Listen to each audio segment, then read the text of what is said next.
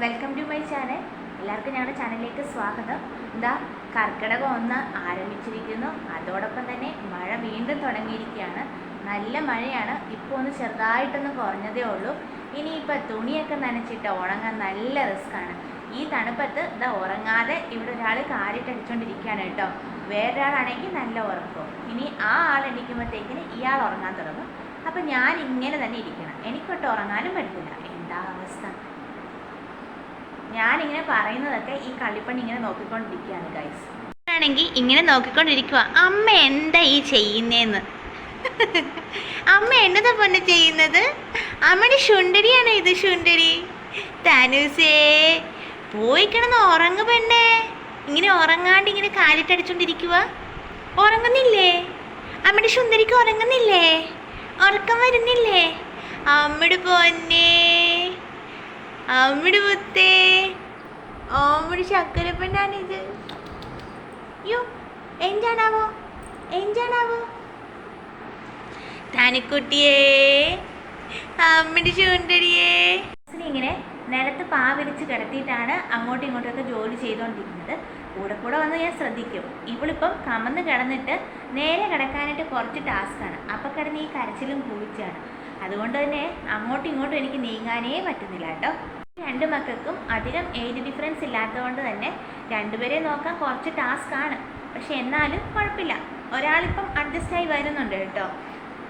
ആദ്യമൊക്കെ ആദർശ് നല്ല വികൃതിയായിരുന്നു. ഇപ്പം അതൊക്കെ മാറി വരുന്നുണ്ട്. പിന്നെ എൻ്റെ ജോലികൾ എന്ന് വെച്ചാൽ ഞാൻ രാവിലെ എണീക്കും കേട്ടോ. ഒരു 5:30 ആകുമ്പോഴത്തേക്കിന് എണീക്കും ഇപ്പം. എന്നിട്ട് പെട്ടെന്ന് തന്നെ കുക്കിംഗ് പരിപാടിയൊക്കെ ചെയ്ത് തീർക്കാൻ നോക്കും. മാക്സിമം ഒരു 9:30 ആ ഒരു ടൈം വരെ ആകത്തുള്ളൂ എൻ്റെ കുക്കിംഗ് പരിപാടി. ആകുമ്പോഴത്തേക്കിന് എൻ്റെ അടുക്കളപ്പണിയൊക്കെ ചെയ്ത് തരും. പിന്നെ പെട്ടെന്ന് തന്നെ ഇവരെ ഒന്ന് കുളിപ്പിച്ച് റെഡിയാക്കും കേട്ടോ. ഇവള് കുളിപ്പീര് കഴിഞ്ഞ് കഴിഞ്ഞാൽ കുറച്ച് നേരം കിടന്നുറങ്ങും. ആ ഒരു ടൈമിലാണ് ഞാൻ വാഷ് ചെയ്യാനായിട്ട് പോകുന്നത്. ഇവളെ കുളിപ്പിച്ച് ഉറക്കിയതിന് ശേഷം വാഷ് ചെയ്യാൻ പോകും. അപ്പോൾ അവൻ എൻ്റെ കൂടത്തിൽ വരും ആദർശ്. അങ്ങനെ അവൻ കുറച്ച് നേരം വെള്ളത്തിലൊക്കെ കളിച്ച് കഴിഞ്ഞിട്ട് ഞങ്ങൾ പെട്ടെന്ന് തുണിയൊക്കെ നനച്ച് കഴിഞ്ഞ് കഴിയുമ്പോഴത്തേക്കിന് ഇവളെ എണീക്കും. പിന്നെ ഇവളെ എടുത്ത് കുറച്ച് നേരം കട്ടിലേക്ക് കിടത്തിയിട്ടാണ് പെട്ടെന്ന് തന്നെ അവനെ കുളിപ്പിച്ച് കയറ്റുന്നത്. അത് കഴിയുമ്പോഴത്തേക്കിന് എൻ്റെ ഒരുവിധം പണിയൊക്കെ തീരും. പിന്നെ ഈ ക്ലീനിങ് പരിപാടിയാണ്, തൂക്കലും തുടയ്ക്കലും ഒക്കെ.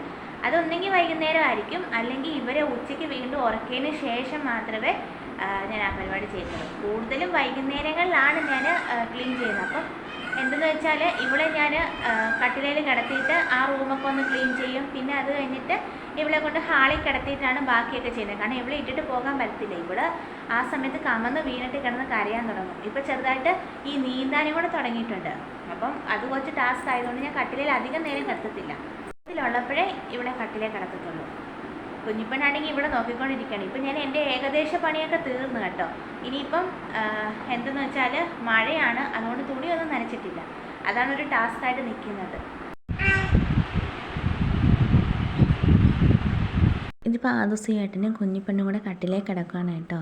രണ്ടുപേർക്കും ഉറക്കം വരുന്നുണ്ട്. അപ്പോൾ രണ്ടുപേരെയും കിടത്താം എന്ന് വിചാരിച്ചുകൊണ്ടാണ് ഞാൻ കട്ടിലേ കൊണ്ട് കിടത്തിയത്.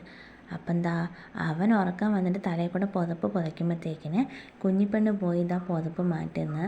അവിടെ ആകെ ബഹളമാണ് കേട്ടോ. അങ്ങനെ അവരുടെ കളിയും ചിരിയൊക്കെ ഞാൻ ഇങ്ങനെ കണ്ടുകൊണ്ടിരിക്കുകയാണ് കേട്ടോ. കണ്ടോ, കൂടെ ആദർശ് ചേട്ടന് ഉമ്മ കൊടുക്കുന്നുണ്ട്, തലയിൽ കൂടെ പുതപ്പ് മൂടുന്നുണ്ട്. പക്ഷേ അവൻ്റെ അടുത്ത് ഞാൻ വാവയുടെ ദേഹത്ത് പുതപ്പിടരുത് എന്നൊക്കെ പറയുമ്പോഴത്തേക്കിന് അവൻ അതൊക്കെ ശ്രദ്ധിക്കുന്നുണ്ട് കേട്ടോ. അവന് അങ്ങനത്തെ കുരുത്തക്കേട് അങ്ങനത്തെ കാര്യങ്ങളൊന്നും അവൻ ചെയ്യുന്നില്ല കേട്ടോ. അത് ആദർശ് കുറച്ച് അങ്ങോട്ടേക്ക് നീങ്ങി കിടന്നപ്പോഴത്തേക്കിന് തനു അതിൻ്റെ അടുത്തോട്ട് തന്നെ കമന്ന് വീഴാൻ ചെല്ലുവാണ് കേട്ടോ. ആദർശ് ആണെങ്കിൽ അങ്ങോട്ടും ഇങ്ങോട്ടും മാറിക്കഴിഞ്ഞാലും ഒരു 5 മിനിറ്റ് കൂടുമ്പോഴത്തേക്കിന് വാവയെ വന്ന് ഉമ്മ കൊടുത്തുകൊണ്ടിരിക്കും കേട്ടോ. അവന് ഭയങ്കര കാര്യമാണ്. അല്ലെങ്കിലും ഈ ഒരു പ്രായം എന്ന് പറയുന്നത് നിഷ്കളങ്കമായ സ്നേഹമല്ലേ. എങ്ങനെയൊക്കെയല്ലേ അവർ പരസ്പരം സിബ്ലിങ്സ് ആണെന്നൊക്കെ ഉള്ളത് അറിയുന്നത്. ഇതിപ്പോൾ ഞങ്ങൾ കർക്കിടകം 1 അമ്പലത്തിൽ പോകാനായിട്ടിരുന്ന സമയത്താണല്ലോ മഴ പെയ്തെന്ന് പറഞ്ഞത്.